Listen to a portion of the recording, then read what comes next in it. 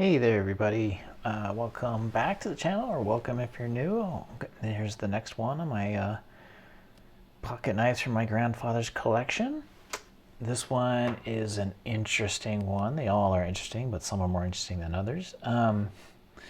This is from, or at least the tang stamp says it is from Sheffield, which is in the UK, of course. And then it says C.B.R. and you can't really tell what it's saying underneath that because it's kind of covered up. But from my investigations and through Google Land and all that, it looks like it says best steel underneath that.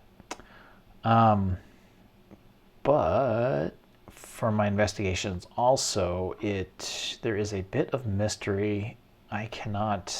Nobody seems to be sure what C.B.R. stands for.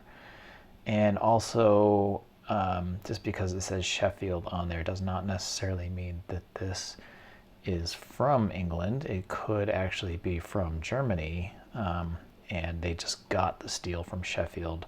Apparently sometimes they're stamped Germany on there. This one does not say Germany, so you know, my guess is that it's coming from England, but that's not a certainty.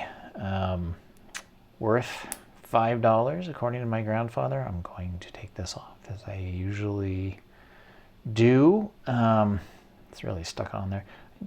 I'm also unsure what the handle material is. I am going to say it is tortoiseshell just because that's what it looks like.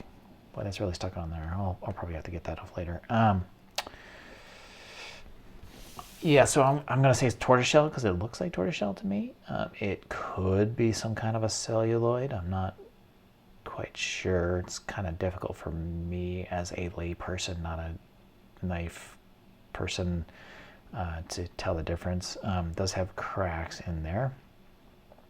I know you can do things like rub it and smell it and stuff like that. I've never, even on celluloid knives, my nose is not attuned enough to be able to tell what the smell of camphor is, but there you go.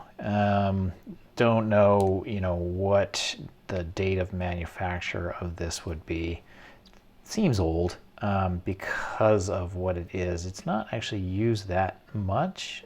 I mean, it looks kind of shiny, like it's not been really damaged, but then it's pretty thin, so it also looks to me like it's been sharpened down a bit, so I'm not sure how that's working. And when I say it kind of feels old, it's because it has this button hook, and you don't see a whole lot of button hooks these days, so I'm not quite sure if that means anything or not, but that's what it's got, a little button hook. So between that and this little pen blade here, seems like a gentleman's knife to me, with the nice tortoiseshell handles, if in fact that is what they are.